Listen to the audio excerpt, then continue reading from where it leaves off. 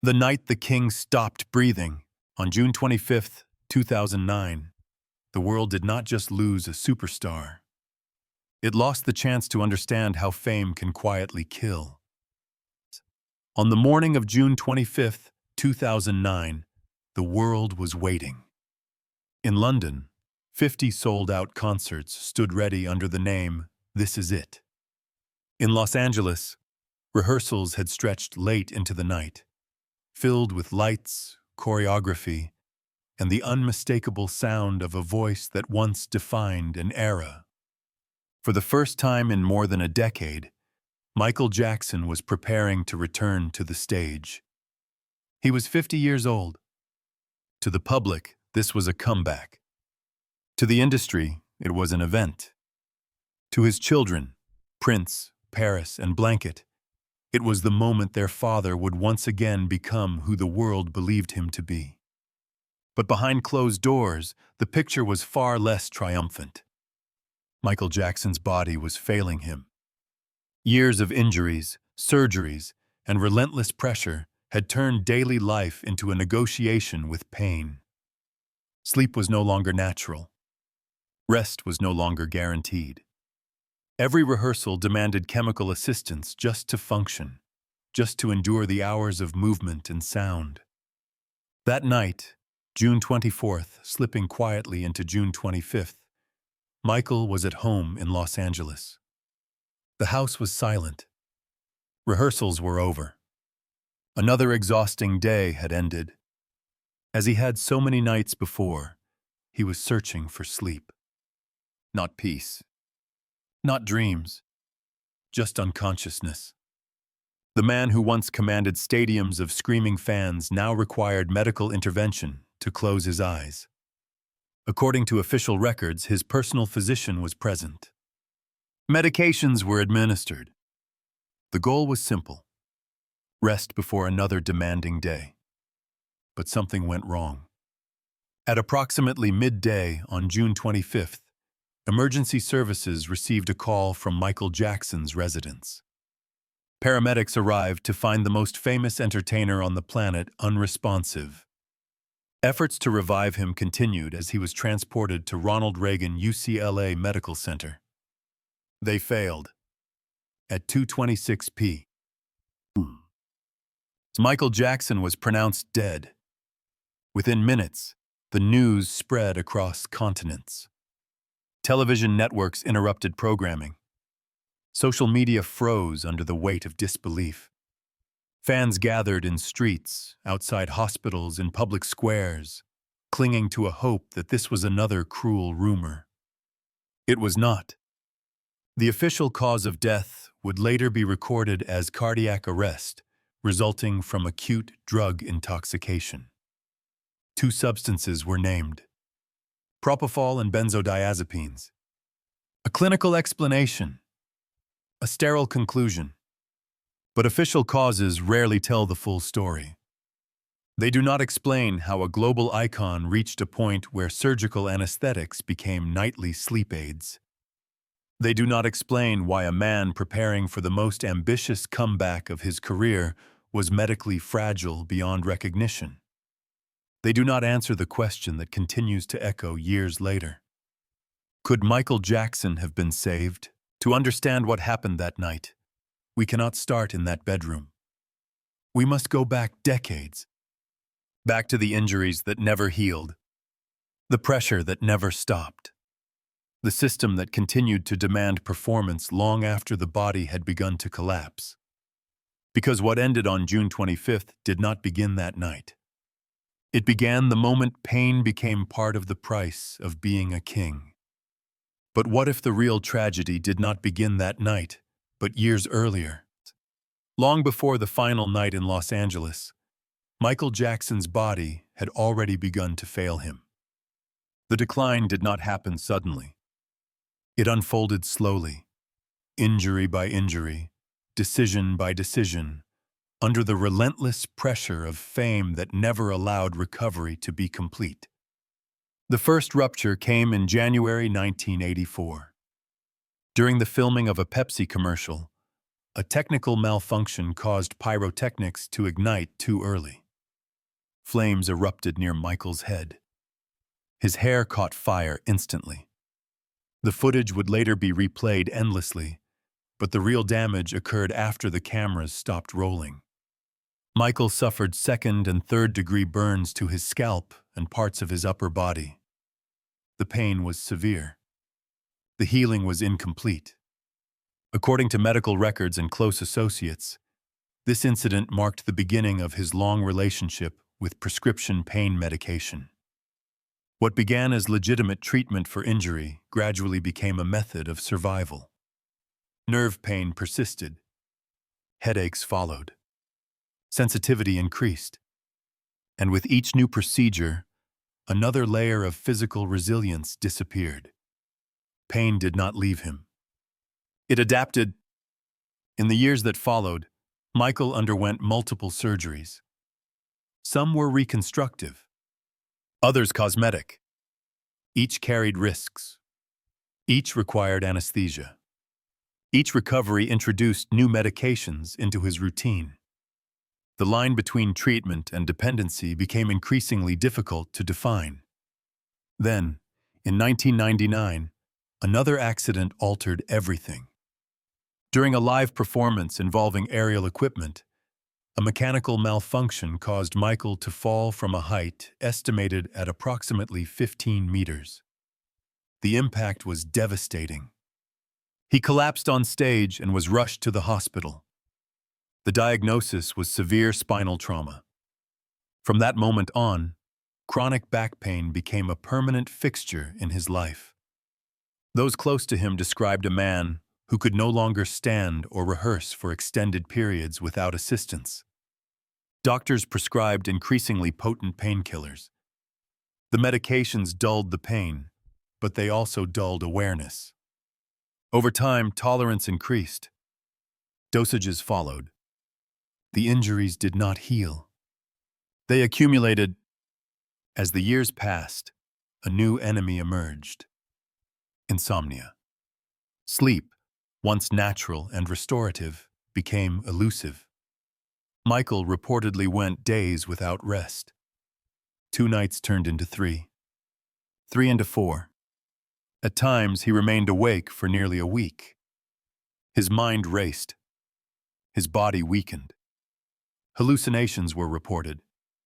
Anxiety intensified. For someone whose career depended on precision, memory, and physical control, this was catastrophic. Traditional sleep medications failed. Sedatives lost their effect. According to individuals within his inner circle, Michael became desperate. He was not seeking euphoria. He was seeking silence. A temporary shutdown. Something strong enough to force his body into rest. That was when Propofol entered his life. Propofol is not a sleep aid. It is a powerful intravenous anesthetic typically used in surgical settings under strict medical supervision. It requires monitoring equipment, oxygen support, and trained personnel.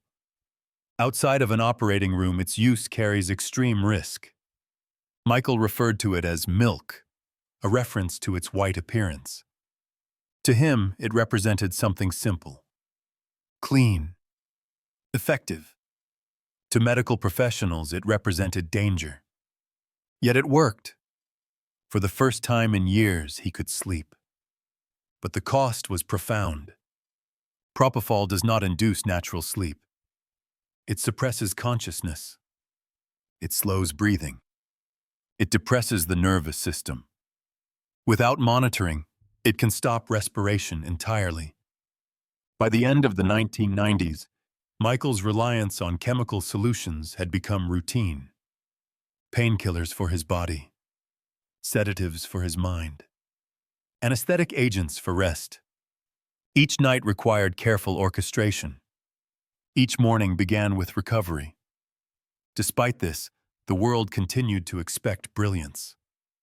In early 2009, Michael signed a contract with AEG Live for a series of concerts in London titled "This Is It." The announcement was met with global excitement. 50 performances. Millions of dollars. A historic return. Behind the scenes, the reality was darker. Michael had not performed at this scale in over 10 years. His stamina was diminished. His health was unstable. Rehearsals began in late April at the Staples Center in Los Angeles and quickly became grueling. 5 to 6 days a week. Long hours. Intense choreography. Vocal strain. According to those present, Michael struggled to keep up. He needed medication to stand, medication to focus, medication to sleep. Without rest, rehearsals became impossible. Without rehearsals, the contract collapsed. Sleep was no longer optional. It was a requirement. As pressure mounted, the need for a physician willing to support his nightly regimen became critical. Not a hospital doctor, not a specialist bound by institutional rules. Someone private, someone compliant. That need would soon be fulfilled. By the time June approached, Michael's nights followed a ritual. Return home, administer medications, enter unconsciousness. Wake, repeat. The body endured what it could. The mind followed. To the public, Michael Jackson was preparing for a triumphant return. In reality, he was negotiating with a body that had never fully healed. And rest, the most basic human necessity, had become a medical procedure. Sleep was no longer rest. It was chemical unconsciousness. By early 2009, Michael Jackson no longer needed encouragement to rest. He needed permission. Permission from contracts, schedules, and an industry that had already sold his return before confirming his survival. The agreement with AEG Live promised 50 performances in London. It also promised financial relief. Years of legal battles, mounting expenses, and a lifestyle that never truly slowed had left Michael under immense pressure. The concerts were framed as a comeback. Privately, they functioned as a deadline. Rehearsals began in late April at the Staples Center in Los Angeles. They were intense. Long hours. Demanding choreography. Precision expected from a body that could no longer guarantee it. Those present described a man alternating between moments of brilliance and visible exhaustion. Some nights he could not complete full run-throughs. Other nights he surprised everyone. What remained constant was the need for sleep. Traditional methods no longer worked. Oral sedatives failed. Increasing dosages brought diminishing returns. Anxiety worsened. Pain resurfaced. Without rest, rehearsals became dangerous. Without rehearsals, the production faced collapse. It was during this period that Dr. Conrad Murray became indispensable. Murray was a cardiologist, not an anesthesiologist. He had known Michael Jackson previously and was familiar with his unusual medical requests. According to testimony, Murray was hired under the contract as a personal physician. His role extended beyond medical advice. He became a nightly presence, a facilitator.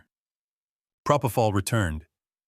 Administered intravenously in a private residence, Propofol required conditions that were not present. No continuous monitoring. No oxygen supply.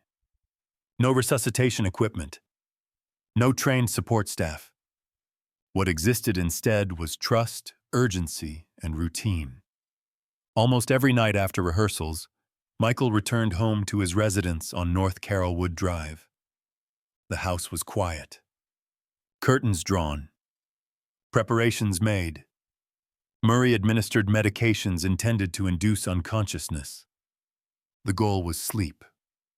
The method was anesthesia. This arrangement violated basic medical standards. Propofol depresses respiration. It can cause sudden respiratory arrest without warning. In hospital settings, patients are monitored constantly. oxygen saturation, heart rate, breathing. At home, none of this existed. Yet the routine continued. On the night of June 24th, rehearsals had ended late. Michael was exhausted. According to statements, he complained of fatigue and anxiety. Murray prepared the medications as he had before. A combination of sedatives, followed by Propofol administered intravenously.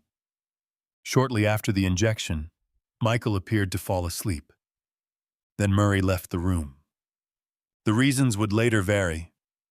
A phone call, a brief absence, a moment of inattention. Regardless of the explanation, those minutes mattered. When Murray returned, Michael was not breathing. What occurred next would become the center of the investigation. Medical experts testified that Michael experienced respiratory arrest, not immediate cardiac arrest. In such cases, prompt oxygenation can restore breathing. Time is critical. Seconds matter. Murray did not provide oxygen. Instead, he attempted resuscitation methods inappropriate for the situation. He reportedly confused respiratory arrest with cardiac arrest. Cardiopulmonary resuscitation was performed on a soft bed surface, reducing effectiveness. No emergency equipment was available. No emergency services were contacted immediately. Precious minutes passed. When emergency responders finally arrived, they found Michael unresponsive. Attempts to revive him continued during transport to the hospital. At Ronald Reagan UCLA Medical Center, physicians fought to stabilize him. They failed. Michael Jackson was pronounced dead at 2:26 p.m. The autopsy would later confirm acute propofol intoxication as the primary cause of death, with benzodiazepines listed as contributing factors. The conclusion was clear. This was not a natural death. It was a medical tragedy. Attention turned immediately to Murray. Investigators questioned why propofol was administered outside a medical setting. Why no monitoring equipment was present. Why Murray left the patient unattended. Why emergency services were not contacted immediately. Murray maintained that he acted at Michael's request, that he administered only minimal doses, that Michael himself connected the intravenous line. The court did not accept this explanation. In 2011, Murray stood trial for involuntary manslaughter. Prosecutors presented evidence of repeated violations of medical protocol. Witnesses testified that Murray prioritized personal matters over patient monitoring. Experts explained that Michael's death was predictable under the circumstances. The jury reached a verdict quickly. Guilty. Murray was sentenced to 4 years in prison. He served approximately 2 years before being released early due to sentence reductions. His medical license was revoked. His reputation destroyed. Yet for many, the verdict felt incomplete. Murray was held responsible. The system that enabled the situation was not. No charges were brought against the production company. No investigation extended into contractual pressures. No broader accountability followed. The doctor went to prison. The machine continued. Years later, debates persist. Was Murray a reckless physician who ignored basic safety, or was he a hired solution to an impossible demand, a man placed between a fragile patient and an unforgiving industry? What remains undeniable is this: Michael Jackson's death was not instantaneous. It unfolded over minutes. Minutes during which intervention could have changed the outcome. Medical experts testified that with immediate oxygen support, survival was possible. The difference between life and death was not fame, not legacy, not talent. It was response time. If oxygen had arrived in time, this story might have ended differently. When the trial ended and the sentence was delivered, the world was offered something that resembled closure. A guilty verdict. A prison term. a name held responsible. On paper, justice appeared to have been served. In reality, it was only a partial truth. Dr.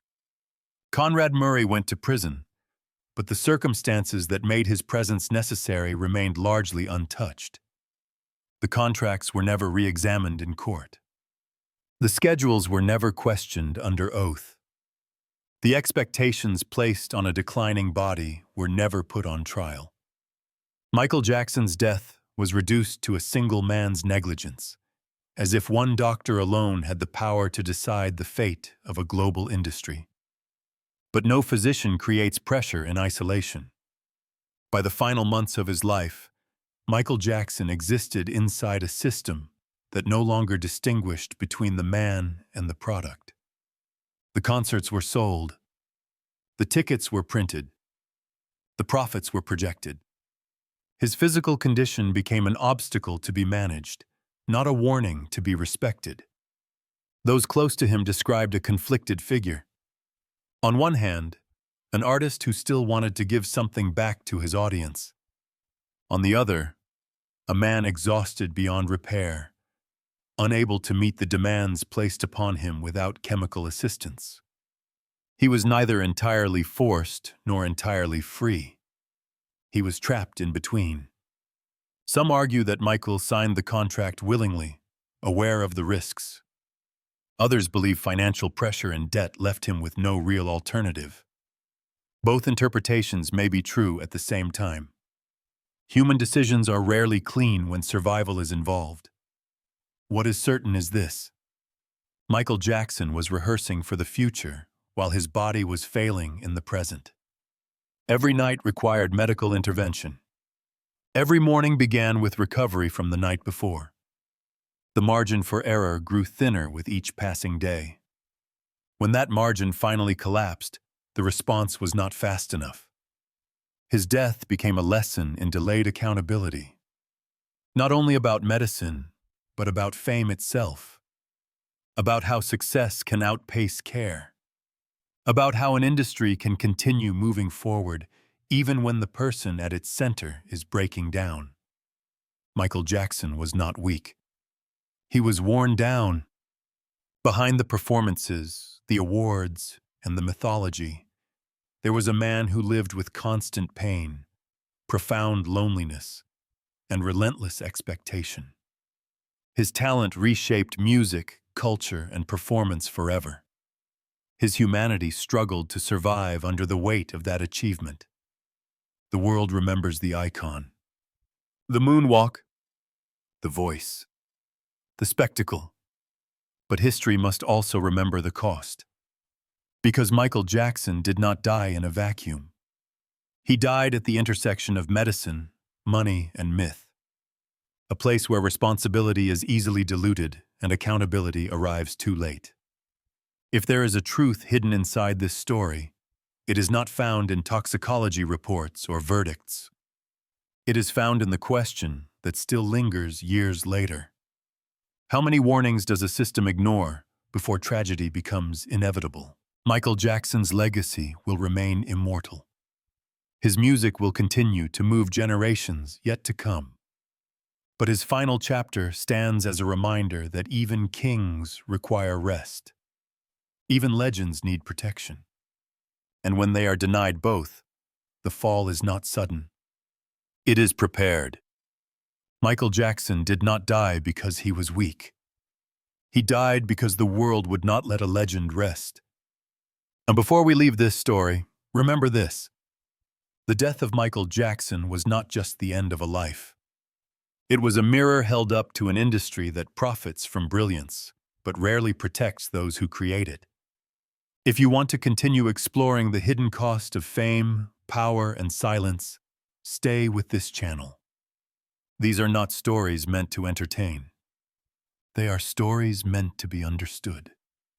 The next case reveals how a fortune of $600 million vanished, not overnight, but through years of denial, pressure, and collapse.